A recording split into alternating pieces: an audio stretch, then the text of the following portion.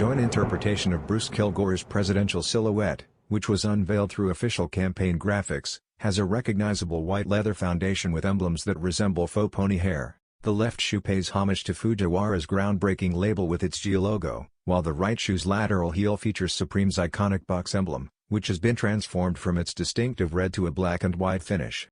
The tongue label and the insole's branding elements are similar to those of previous Nike Incorporated projects and its wide range of partners, but the laces and outsoles are different. The latter section has a semi-translucent appearance that shows references to Supreme and its partner. Beyond shoes, the Week 15 collection features a variety of clothing and accessories that are influenced by Goodenoug's DNA from the late 1980s and early 1990s. Supreme and Goodenough's Air Force One will go on sale on Supreme.com on Thursday, June 5. It is scheduled for Saturday, June 7, with a debut throughout Asia.